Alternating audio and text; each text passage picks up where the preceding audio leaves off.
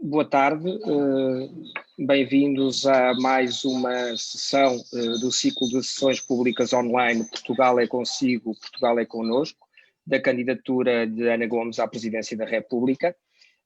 Hoje, nestes encontros, que vão ter lugar diariamente às 18 horas ao longo dos próximos dias e até às eleições, temos a presença, além da candidata Ana Gomes, de Manuel Alegre, histórico do Partido Socialista, membro do Partido Socialista, 2 vezes candidato à presidência da República, poeta e um apoiante de Ana Gomes, também como Rui Tavares, responsável pela elaboração dos 21 compromissos que Ana Gomes apresentou e que estarão presentes nestas sessões, para uma conversa com a candidata que terá lugar via redes sociais em função do momento que estamos a viver. E também esses 21 compromissos incluem, entre várias áreas, uma que é fundamental e logo o primeiro, a questão da saúde, importante neste quadro pandémico e no âmbito deste confinamento que vamos viver a partir da meia-noite de hoje. Mas, sem mais demoras, eu passaria a palavra a Manuel Alegre, agradecendo-lhe, obviamente, em nome da candidatura, a presença e a sua disponibilidade para estar aqui connosco hoje. Muito obrigado. Boa tarde, é um gosto estar aqui. Eu queria começar por dizer que sou amigo do Marcelo Rebelo de Sousa e devo-lhe até bastantes atenções. Mas a eleição presidencial não é uma coroação, é uma escolha. E ele não é da minha família política, não temos a mesma história nem a mesma memória. Quem representa a minha família política é a Ana Gomes, é ela que me representa e que representa os socialistas. E considero que a sua candidatura neste momento é um ato de coragem e de grande significado cívico e político, porque a não comparência do Partido Socialista criou aqui um vazio e é até uma forma de desvalorizar o regime semipresidencial de que o Partido Socialista é fundador, se não mesmo o principal fundador. E, por outro lado, dado o contexto político em que nós nos encontramos, no processo de construção da nossa democracia a seguir ao 25 de Abril, Portugal foi um país inspirador. O Samuel Huntington falou até de uma nova era democrática. Mas há uns tempos esta parte, nós temos assistido a um processo de desconstrução da democracia. Isso não pode ser desvalorizado. Ora, a não comparência do Partido Socialista desvaloriza o facto de, pela primeira vez, haver uma candidatura que põe em causa a Constituição e quer destruir as instituições democráticas. Isto lembra-me a atitude dos socialistas franceses quando apareceu o Le Pen pai. Eles achavam que até podia ser útil, podia tirar votos à direita. Hoje, veja-se onde é que chegou a França, o Partido Socialista reduzido a uma expressão muito pequena e a Frente Nacional com a força que se sabe. Neste contexto, o combate de Ana Gomes, a sua presença, é de um grande significado. E devo dizer o seguinte: o facto de estarmos em pandemia e o facto de estarmos em confinamento dá ainda mais valor a este combate. Porque é uma forma de resistência à adversidade, à dificuldade, ao conformismo. Nós tivemos muitos anos de fascismo, prisões, de PIDE, censura, diziam nunca desistimos, não íamos desistir agora. E a Ana Gomes não é de desistir, não desiste, está aqui e está a representar não só a minha família política, não só a história que eu ajudei a construir, mas os socialistas e todos aqueles que querem que as instituições democráticas permaneçam e querem uma república em que os direitos sociais sejam inseparáveis dos direitos políticos e que integre também e que seja capaz de resolver e abordar os grandes problemas do futuro, os grandes problemas do presente e os grandes problemas do futuro. Por isso eu estou onde acho que devo estar. Estou aqui por uma história que ajudei a construir, estou aqui por combates que travei com outros, com Mário Soares, com Zanha, com Jorge Sampaio, com muitos outros. E acho que aqueles que se lembram destes combates não podem subestimar a importância da candidatura de Ana Gomes. Não podem subestimar a importância deste momento, porque os socialistas não podem desertar. Nós costumávamos dizer só é vencido quem desiste de lutar. Não vamos desistir, vamos lutar e vamos lutar para vencer. Por isso, minha querida amiga Ana Gomes, minha querida camarada candidata à presidência da República, eu estou aqui não apenas contigo individualmente, mas com aquilo que tu representas neste momento.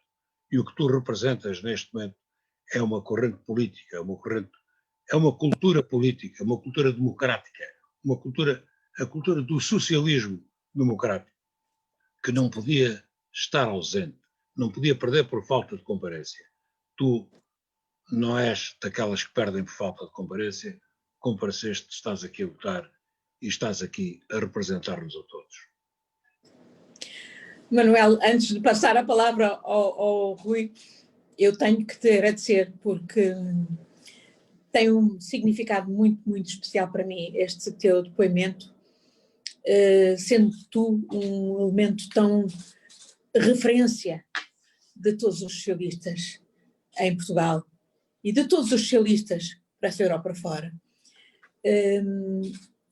Lembrar os combates que tu, Mário Soares, Francisco Salgado Zenha, travaram no princípio da construção da democracia e mesmo antes e sobretudo antes de podermos chegar à democracia, mas lembrar que mesmo na noite mais triste, como tu escreveste, em tempos de solidão, há quem resista, há sempre alguém que resiste, há sempre alguém que diz não. E neste caso nós dizemos não aos que querem destruir a democracia, aos que querem abastardar a democracia, aos que dão armas aos que querem enterrar a democracia, fazendo-a não funcionar, deixando-a capturar. E é por isso que este combate é realmente tão importante. E como tu disseste, nós, os socialistas que lutámos contra a ditadura e que depois lutámos pela consolidação da democracia, não somos de desistir. Estamos aqui e eu tenho a certeza que connosco, contigo, comigo, estão muitos e muitas socialistas que entendem que este é realmente um combate em que os democratas não podem deixar de comparecer.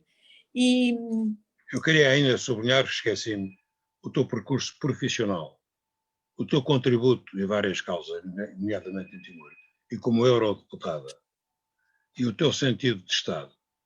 E tu és um candidato que representa, uma candidata que representa ainda o espírito da resistência antifascista, cuja memória não se pode perder.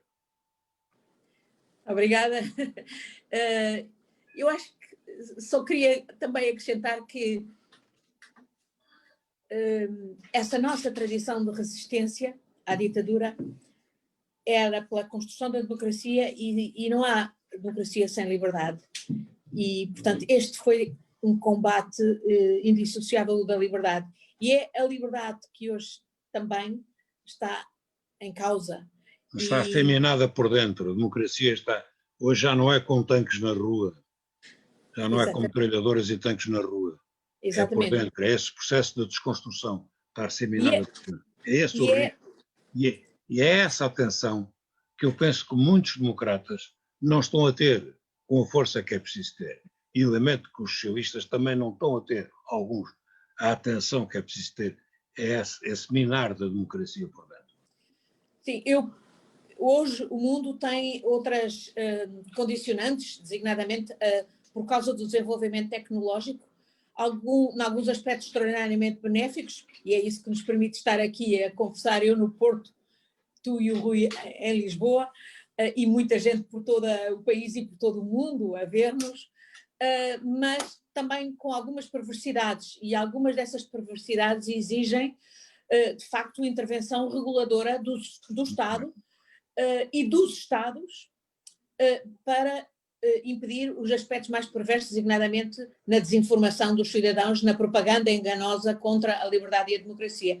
E é aí também que de facto faz toda a diferença a Europa que nós também ajudamos a construir e que Portugal tem que continuar a ajudar a construir. E aí, ainda mais incompreensível para mim é que alguns dirigentes socialistas estejam a dar indicações de voto em candidatos que têm todo um percurso de falta de ceticismo, para ser eufemística, sobre a Europa. Nós precisamos de europeus convictos e precisamos de travar este combate na Europa contra os offshores, contra as grandes multinacionais do digital que se prestam a ser as cadeias de difusão, de disseminação da propaganda enganadora e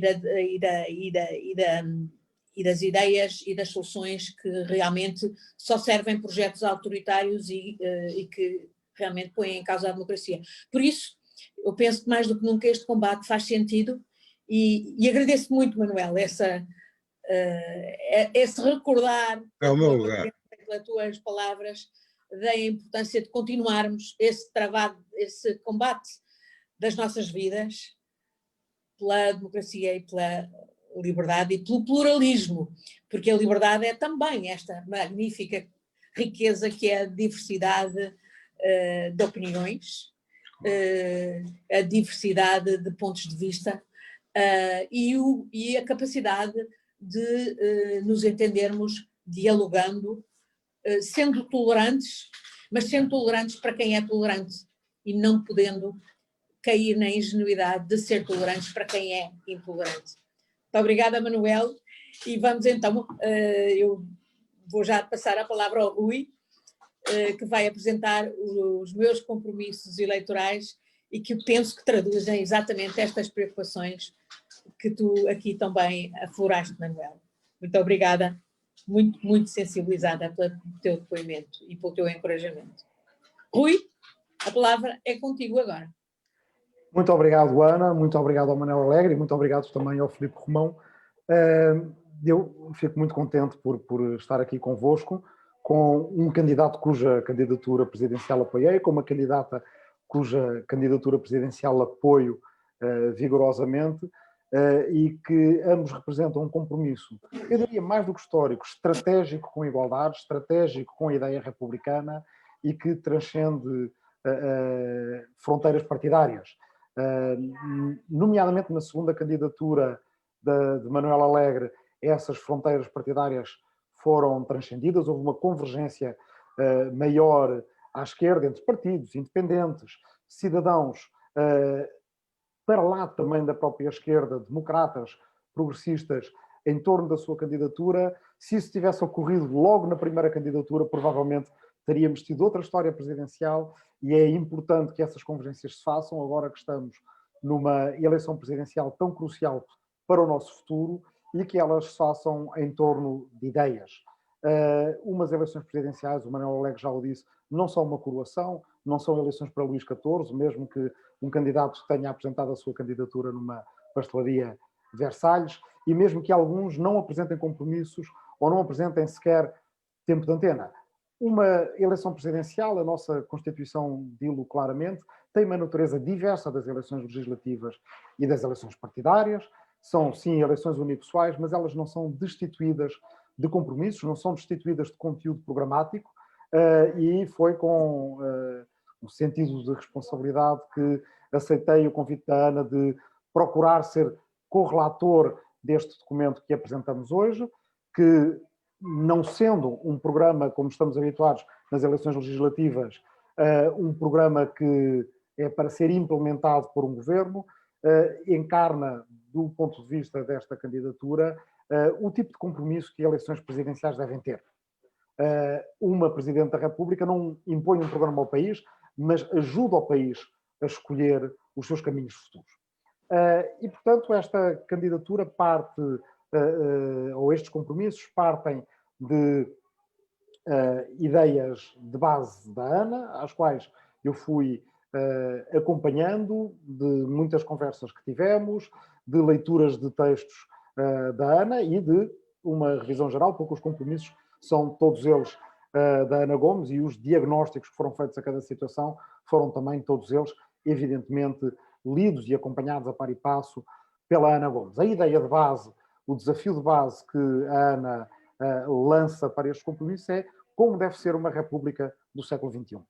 O que é que há numa república que é eterno, que é perene, e o que há numa república que deve ser atualizado conforme os tempos.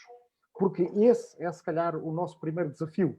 Em eleições presidenciais, muitas vezes as pessoas focam-se em saber quem vai ser o presidente, quem vai ser a presidente, neste caso, mas a ideia de presidente que nós devemos levar até ao boletim de voto tem, acima de tudo, a ver com uma ideia de república que nós queremos para o futuro. E escolher uma presidente é escolher a melhor intérprete para essa ideia de república que temos para o futuro. Na república, como diz um grande filósofo do republicanismo irlandês chamado Philip Pettit, a república é o regime que tem que passar por 3 testes. Um deles é o teste do olhar, porque numa república nós olhamos de frente uns para os outros. Na república, ao contrário do feudalismo, não se baixa o olhar à passagem de qualquer senhor, de qualquer fidalgo, de qualquer aristocrata. Na república, idealmente, é o regime no qual encaramos frente a frente como cidadãos livres e iguais, também o patrão, o cônjuge, a autoridade, a polícia, o Estado, a empresa, o nosso vizinho, o nosso concidadão. E, portanto, o primeiro teste que nós procuramos que uma república seja fiel é esse teste do olhar franco, de frente, de cabeça levantada para todos e todas os cidadãos e cidadãs. Procurar o que deve ser uma república no século XXI é procurar como atualizar este compromisso. Como não ter medo perante a violência doméstica, não ter medo perante a pandemia, não ter medo perante o desemprego, não ter medo perante a precariedade, não ter medo perante a crise ecológica. Esse é o primeiro teste, o teste do olhar. O segundo teste é o teste da voz. Numa república todos temos que ter voz. Mas mais do que apenas ter voz, a nossa voz deve contar para alguma coisa. Deve ter uma probabilidade razoável de acordo com o respeito pelo espaço público republicano, contribuir para mudar as coisas. A voz de todos tem que ser ouvida e é para isso que serve, em primeiro lugar, uma Presidente da República, para dar voz a todos os portugueses, sendo mesmo Presidente de todos os portugueses, de todas as portuguesas, não apenas daqueles que lhe convém como querem alguns candidatos.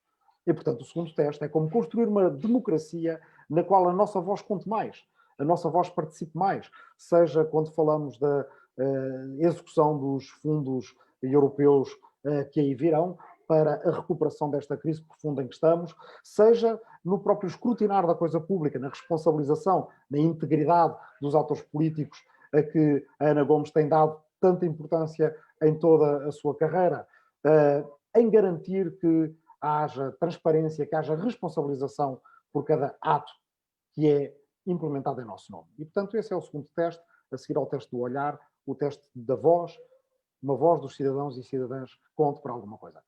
O terceiro teste é o teste da comunidade. Será que temos uma comunidade que, nos momentos em que é necessário, cuida dos seus mais fragilizados, dos seus mais vulneráveis, daqueles que vivem uma situação mais precária?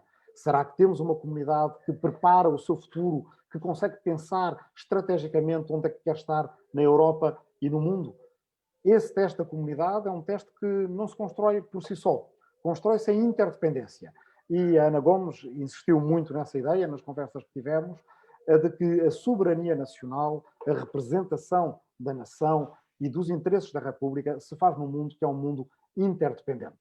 E, portanto, só conseguimos ser soberanos quando conseguimos interpretar bem essa interdependência na Europa e no mundo e quando conseguimos que Portugal, enquanto país, saiba defender os seus interesses, mas saiba também participar na construção de uma globalização que seja regulada, que seja justa, que seja sustentável, que dê futuro às próximas gerações. E, portanto, a partir destas 3 ideias de base, nascem os 21 compromissos que passamos a apresentar. Vou partilhar aqui o ecrã do site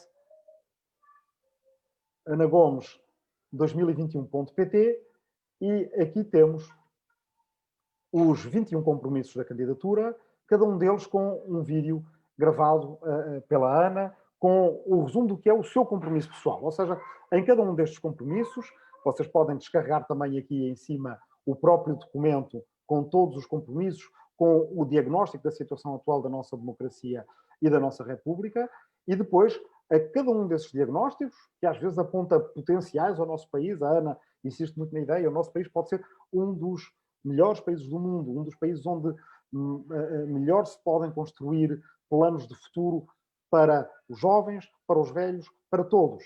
Um dos países mais seguros, mais iguais, com os serviços públicos mais exigentes. E por que é que não havemos, diz a Ana Gomes, e essa preocupação foi transcrita para estes compromissos, de desejar sempre todos os nossos serviços públicos, Serviço Nacional de Saúde, Segurança Social, a educação pública, sejam os melhores. E depois, sobre todos estes itens, Portugal, país do conhecimento e da aprendizagem, Portugal, país saudável, logo o primeiro, Portugal, país de prosperidade inclusiva, Portugal, país inovador e digital, se encontram compromissos da candidata, compromissos da Presidente, compromissos para uma candidatura, mas compromissos para um mandato. Portugal, país da descentralização e da regionalização, tem a ver com ajudar a reformar a relação entre o Estado e o cidadão e dar mais força aos cidadãos para que eles democraticamente escolham o seu destino, não só à escala nacional, mas também à escala regional. E sabemos a importância que tem essa escala de planeamento regional quando vemos os nossos problemas de desordenamento do território, os nossos problemas de incêndios ou os nossos problemas de combate à seca no futuro com as alterações climáticas. Portugal, país europeu e global, um país que esteja à altura dos seus desafios no quadro da União Europeia, no quadro das instituições internacionais e que ajude também a construir direito internacional e que ajude a regular a globalização. Portugal, país cidadão do mundo, na maneira como se relaciona com os estrangeiros, com os refugiados, com os imigrantes, na maneira também como, e este é um ponto que a Ana tem enfatizado, na maneira como dá voz aos nossos imigrantes fora do país. E sabemos como nestas eleições eles têm tido e vão ter enormes dificuldades em exprimir essa voz. Temos aqui compromissos para que em atos eleitorais futuros e em geral na participação democrática na nossa vida nacional, os portugueses e portuguesas que estão fora do país possam participar mais. E Portugal, que escolhe o seu futuro, é o compromisso número 21, são 21 compromissos para uma república do século XXI, uma vez que esse era o mote que a Ana nos tinha lançado, e esse compromisso faz uma proposta audaz, uma proposta que nos põe em linha com as convicções do passado, com a nossa coerência com o nosso presente e de coragem para o futuro. No 25 de Abril, Portugal teve uma linha de rumo na qual todos os partidos constitucionais se reviam de maneiras diferentes, em pluralismo, como a democracia tem de ser, mas na qual se reviam. A dos 3Ds, do desenvolvimento, da democratização e da descolonização. Tem a ver com uma vida mais próspera e inclusiva para todos os portugueses, tem a ver, evidentemente, com aquilo que durante 48 anos nos foi negado, a democracia, e tem a ver com Portugal encontrar um novo lugar no mundo, findo o ciclo imperial, como dizia Medeiros Ferreira, que foi, aliás, o autor nas teses do Congresso de Aveiro, em primeiro lugar, dessa ideia dos 3Ds, inicia-se um ciclo europeu para Portugal. E hoje em dia, podemos dizer, é um ciclo não só europeu, mas um ciclo global também. Ora, Portugal está no diagnóstico que a Ana nos transmitiu há demasiado tempo à espera de ter uma estratégia de futuro que seja igualmente mobilizadora. Mas essa estratégia de futuro não é uma estratégia a ser imposta de cima para baixo à maneira monárquica ou apenas por uma elite à maneira oligárquica. Nós somos republicanos todos e queremos uma república do século XXI. E, portanto, esses desafios do futuro, essa estratégia do futuro, têm que ser deliberados em conjunto. E, por isso, a proposta destes compromissos de candidatura e de mandato da Ana Gomes é que, no período entre os 48 anos do 25 de Abril, quando a nossa democracia tiver mais tempo, tivermos mais dias de liberdade do que aqueles que tivemos de ditadura, e até aos 50 anos do 25 de Abril, e ambos esses marcos decorrerão durante o próximo mandato presidencial, que Portugal faça um grande debate nacional acerca das suas estratégias de futuro.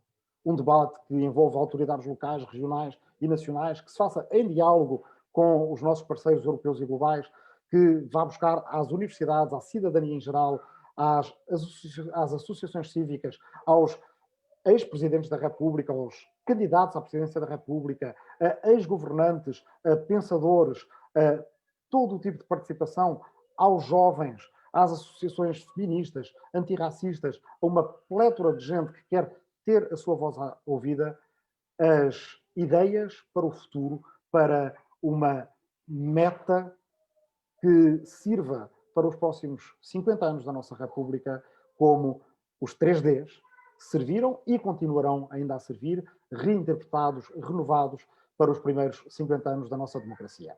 Portanto, esta é uma apresentação do processo que foi a várias mãos, mas que foi todo ele norteado pelos compromissos e pela clareza das ideias da Ana Gomes, do início até ao fim deste documento.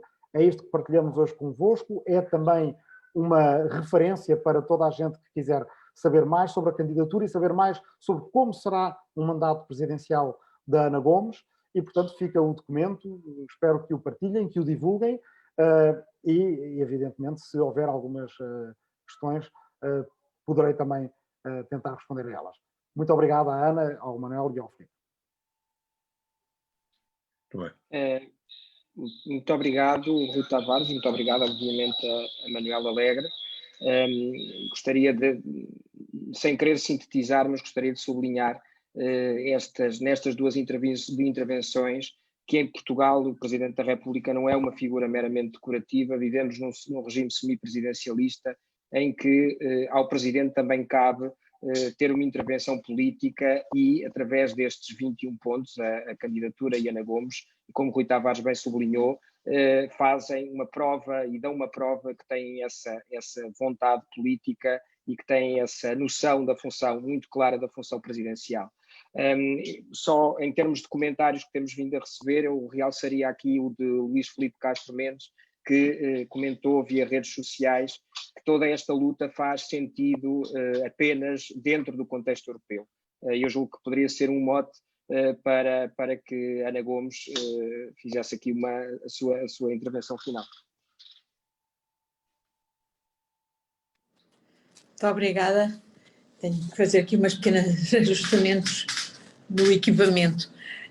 Muito obrigada, Rui, pela excelente apresentação que fizeste dos nossos compromissos. São meus, sem dúvida, sou eu que os assumo e que os proponho, mas são, no fundo, o resultado de um trabalho de equipa com o que tu coordenaste e com quem me deu muito prazer trabalhar. E vamos, ao longo dos próximos dias, ter a oportunidade de explicar cada um desses compromissos e ter a participação de especialistas nas várias áreas para dialogar comigo sobre esses compromissos.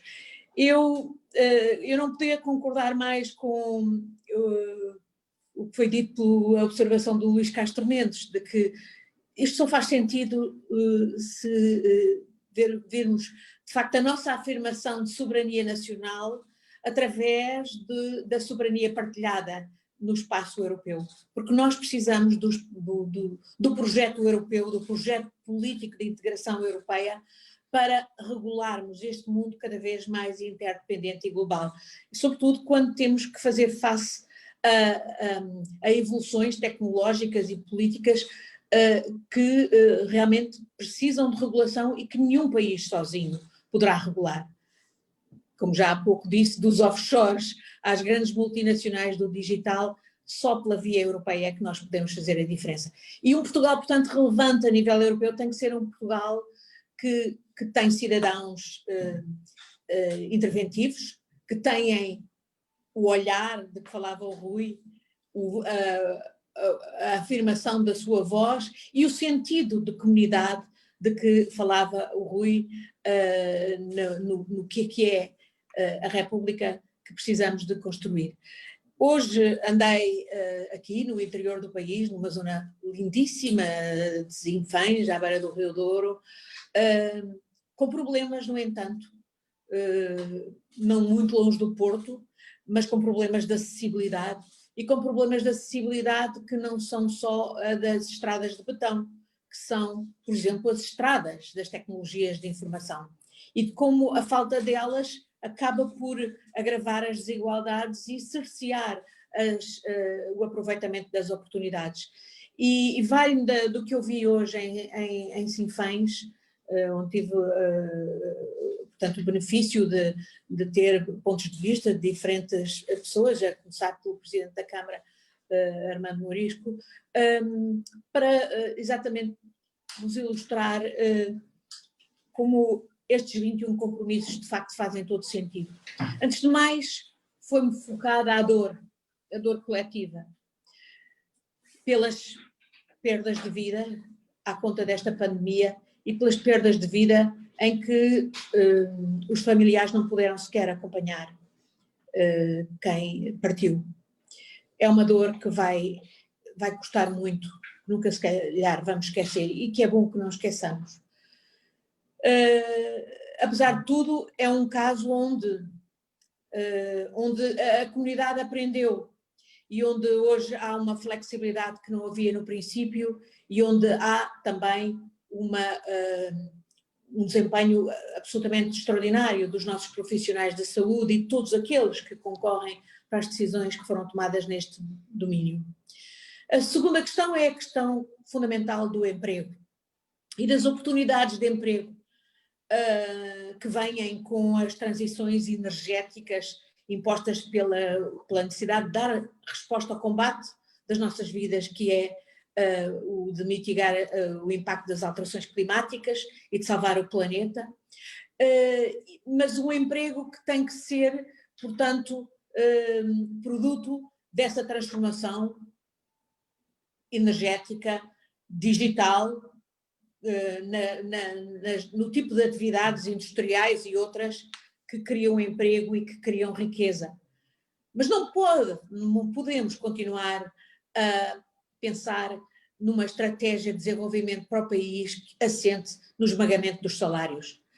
Foi-me dito hoje claramente em Sinfãs que continua o território do interior, como o deste concelho, a perder população, não obstante o extraordinário esforço de qualificação de jovens que eu vi, por exemplo, na Escola Profissional de Sinfãs, uma escola que garantia antes da pandemia 100% de empregabilidade, se os salários continuam a ser muito baixos. Isto empurra os jovens para fora do seu concelho, para fora do seu território e para fora do território nacional.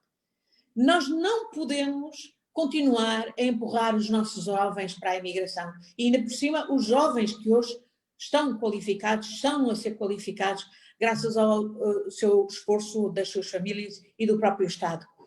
E portanto, esta é realmente uma questão decisiva. E uma questão que também me foi posta no contexto da educação e desse esforço de qualificação é de apostarmos na educação pela cidadania e de incentivarmos o associativismo, que é tão importante por todo o país, mas em particular no interior. Os bombeiros voluntários de Sinfãs queixam-se de ter, como outros concelhos destas zonas do interior, estão a perder população e estão, portanto, a perder voluntários.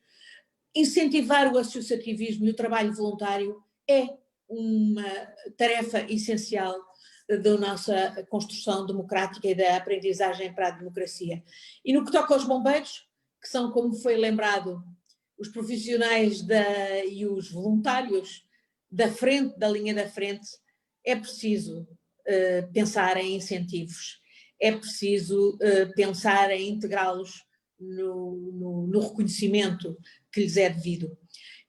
Muito significativa também foi a chamada de atenção para a importância da regionalização, que é uma promessa por cumprir da nossa Constituição, porque foi obstruída. E foi obstruída por exemplo, vozes muito relevantes, como a do atual Presidente da República. Sem dúvida, um dos principais obstrutores de um processo de regionalização que pode e deve começar já, e que eu me proponho incentivar a partir do momento em que seja eleita, através de uma estratégia de efetiva descentralização e desconcentração da administração pública, na linha do relatório que já foi elaborado pela Comissão Cravinho, mas que não está de maneira nenhuma a ser posto em prática e que não está e que até está, de alguma maneira, a ser frustrado por alguns desenvolvimentos, como a das eleições recentes para a CCDR, de que também se vangloria o atual Presidente da República, mas que de forma tão duvidosa é lida pela maior parte dos agentes ao nível do poder local. E o poder local é realmente muito importante, porque é graças ao poder local que até nesta emergência da pandemia o Estado tem capacidade de chegar a quem precisa.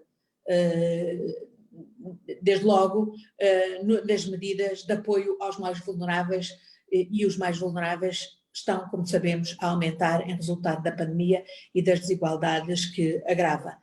E aqui cabe lembrar a importância de um Estado forte. A importância de um Estado forte não quer dizer que é um Estado que se substitua e que queira tomar o lugar dos privados, de maneira nenhuma. É um Estado magro, mas forte, um Estado com uma administração que de facto serve o interesse nacional e que não se deixa capturar por interesses privados, um Estado que tem capacidade de regulação efetiva.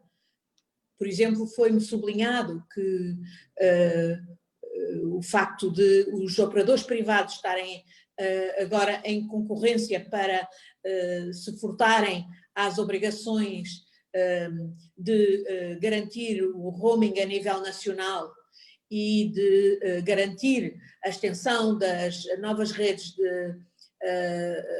de quinta velocidade por todo o país, como isso pode ser gravemente atentatório das capacidades de desenvolvimento de zonas do país, que até têm um extraordinário potencial, se de facto tiverem essas acessibilidades garantidas, incluindo as, portanto, tecnológicas. Ora, aqui estão uma série de exemplos concretos que hoje me foram referidos, que penso que são fundamentais para esses desafios do olhar, da voz e do sentido de comunidade que nos inspiram nesses 21 compromissos para o século XXI que apresentamos nesta candidatura. É dramático que estejamos a preparar-nos para eleições, e hoje é o último dia do prazo para o voto antecipado que foi facultado e que é obviamente uma importante medida, mas que podia ter sido alargada a outras que não foram contempladas, em que não houve legislação e por isso muitos dos nossos concidadãos estão frustrados e se sentem frustrados por não poderem ir votar, não só por não se sentirem em condições de segurança, mas porque efetivamente não têm o direito de ir votar devidamente garantido. Isso é particularmente sentido para os nossos concidadãos que estão expatriados na imigração. Mesmo que queiram ir votar em muitos consulados, até por falta de pessoal, não é possível, e dados os constrangimentos da pandemia, não é possível garantir que eles possam exercer o seu direito de voto. E em muitas zonas do país poderemos assistir ao mesmo que haja o esforço do voto domiciliário, que pode também prestar-se a algumas perversões, como de resto me foi tem sido referido por alguns elementos ao nível do poder local. É um ato eleitoral este que não pode ser mais desvalorizado. E não é só a falta de comparência de alguns, é a desvalorização e a quase displicência como têm sido tratados os eleitores que realmente me preocupa, sobretudo quando a democracia está realmente em risco. E boa parte do crescimento destas franjas com um projeto autoritário que acabam por captar a atenção de muitos cidadãos, e eu não cometo de maneira nenhuma o erro de confundir os apoiantes desses projetos simplistas e populistas com a direção dessas forças que têm um projeto de destruição da democracia, e penso que não é possível que os democratas cometam mais esse erro. Pelo contrário, é preciso que os democratas ponham a mão na consciência e percebam que foi por muitos dos falhanços das instituições democráticas, foi por as instituições democráticas terem sido capturadas e pervertidas em muitos aspectos, que se não deu resposta aos problemas dos cidadãos, e por isso há hoje tantos cidadãos a sentir-se excluídos, a sentir-se sem oportunidades, a sentir-se maltratados e, portanto, a sentir-se sentados a ir atrás dessas vozes que prometem mudança, mesmo que a mudança seja para um projeto que não pode trazer nada de futuro e nada de efetivo progresso para o conjunto dos cidadãos e das cidadãs. É exatamente porque estamos diante deste combate que é preciso travá-lo. E como dizia o Rui, como dizia o Manuel Alegre, nós não somos de desistir, nós estamos aqui, nós vamos à luta, e o grande desafio é fazermos compreender àqueles que são a maioria do nosso país, e estou a falar em particular para as mulheres, estou a falar também para os jovens, para que façam a diferença, para que percebam que este país é deles, é delas, e que se eles se empenharem, se vierem votar, se vierem participar nesse grande debate nacional de que falou o Rui, que é a nossa candidatura, que a minha candidatura vai empreender, querendo ouvir todos, querendo encontrar uma estratégia que dê sustentabilidade à evolução económica e à evolução social no nosso país, esse projeto tem que ser deles, tem que ser reclamado por eles, tem que ser feito por eles e por elas. É por isso também que eu estou aqui. Esse é um projeto que vai ser muito importante para determinar o futuro do nosso país, e ele não pode ser feito com a visão de apenas quem se candidata à presidência da República. Tem que ser feito com as vozes e a participação de todas e de todos. Este nosso projeto, esta minha candidatura, é um projeto para dar voz a todas e a todos, em particular àqueles que não costumam ter voz e que precisam absolutamente de reclamar o país como seu, como nosso, porque Portugal é connosco.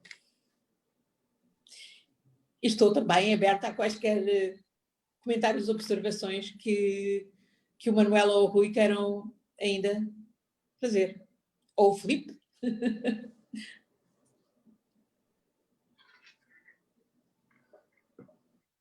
Não, muito bem. É de sublinhar sempre que os riscos que hoje existem decorrem também do facto das pessoas estarem zangadas. As condições de vida têm-se degradado, as desigualdades têm aumentado. As pessoas não se reconhecem nos seus representantes. As pessoas começam a divorciar-se do sistema e, portanto, quando aparecem forças políticas que dão voz a esse sentimento de zanga contra o sistema, é aí que começa o perigo. Foi isso que aconteceu nos Estados Unidos, é isso que está acontecendo no Brasil, Hungria, Polónia, um pouco por todo lado. As pessoas estão zangadas porque as desigualdades aumentaram muito, as frustrações aumentaram muito, os jovens não têm a saída. Há gente muito qualificada, fez um grande esforço, não tem lugar no país, como disse a Ana, tem que ir lá para fora, tem que sair da sua terra. Há uma grande desertificação do interior de Portugal que está cada vez mais encostado ao mar. Tudo isto passa, como disse o Luís Filipe Castro Mendes, tudo isto passa pela Europa. Mas o problema é comum a todos os países europeus. Este divórcio crescente que tem havido entre os cidadãos e os seus representantes. Esta zanga com a política, esta zanga com os políticos, esta zanga porque os problemas concretos não têm encontrado uma resposta devida. Há problemas que são novos, não podem ter respostas velhas. Há problemas que já são do futuro, que têm de ter respostas, como algumas estão dadas muito bem nesses 21 pontos. E porque o sistema político não pode continuar a ser capturado pelos grandes interesses. Não pode estar sempre a favor de alguns, que são quase sempre os mesmos. As pessoas começam a perceber isso. É aí que está o risco para a democracia. Antes de aparecerem os candidatos à extrema-direita, antes de aparecer o Trump, o risco já lá estava, nesse desconforto, nessa zanga, nesse divórcio entre os cidadãos e os seus representantes.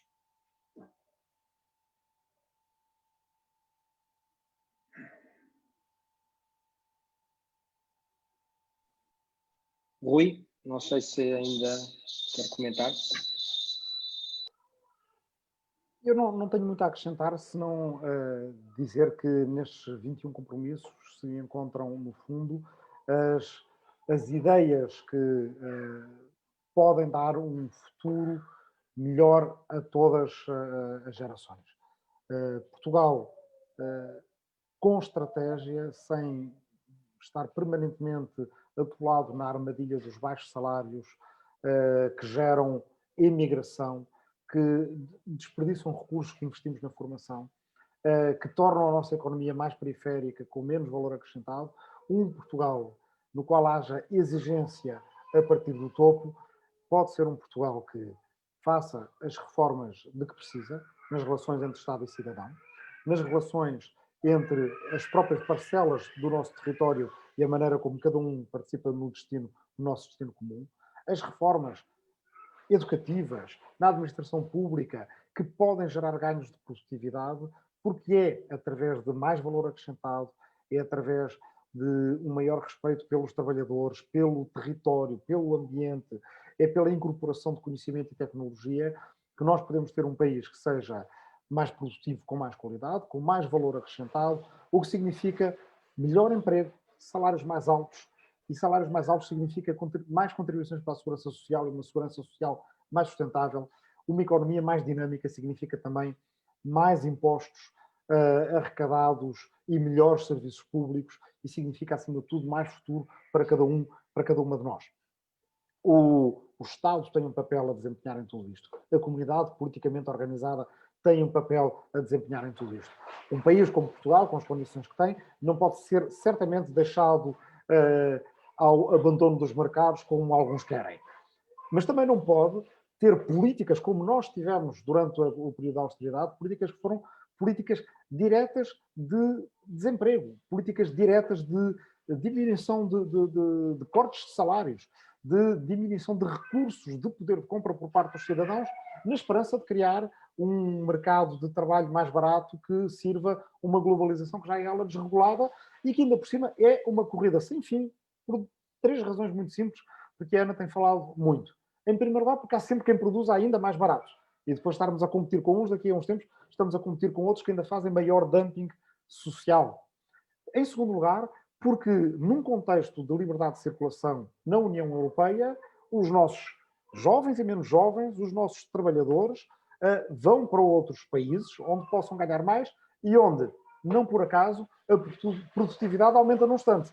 Porque o país com maior índice de produtividade da Europa, da União Europeia, é nem mais nem menos do que o Luxemburgo. O Luxemburgo tem uma enorme proporção de trabalhadores portugueses. Portanto, o problema não está certamente nos trabalhadores portugueses, está nas inovações em termos de gestão, em termos de relação com a administração pública, em termos de reforma da justiça, que é muito focada aqui neste documento, que é certamente um grande entrave a que possamos ter ganhos de eficiência na nossa economia e, acima de tudo, ganhos de justiça na nossa vida, porque uma justiça que não é célebre é justiça nenhuma.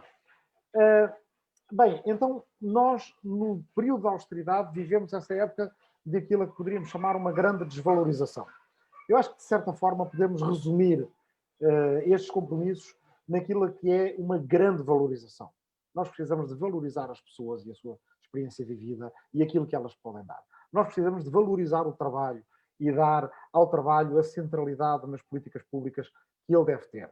Nós precisamos de valorizar o conhecimento, nós precisamos de valorizar o nosso território com uma biodiversidade riquíssima, com capacidades únicas para uma agricultura de alto valor acrescentado, para um turismo de qualidade que nos, enfim, liberte da dependência de um turismo que não seja, que não traga esse maior valor acrescentado, um turismo de massas, um turismo mais predatório, e que ainda por cima nós vemos hoje com a pandemia como ele é frágil e como de repente não está lá quando precisaríamos de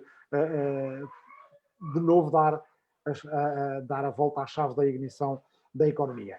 Portanto, um país que faça essa grande valorização das pessoas, do conhecimento, do território, do trabalho, da educação, é um país que terá esta prosperidade inclusiva de que fala o nosso documento.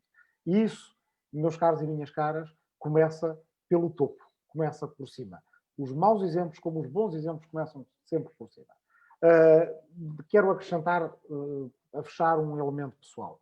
A Ana Gomes e eu não somos do mesmo partido, não somos da mesma família política, embora sejamos de famílias políticas que têm muito em comum, porque são famílias políticas ambas europeístas, o socialismo democrático que representa a Ana Gomes, e no qual também me revejo, também faz parte do meu património, mas a esquerda verde europeísta a que pertenço, mas aquilo que nos fez muitas vezes trabalhar em conjunto e aquilo que me faz admirar o contributo público que a Ana tem dado como diplomata, como representante eleita, como ativista, como política neste país, é ela dar um exemplo de um cidadão, de uma cidadã que não para, que não baixa os braços.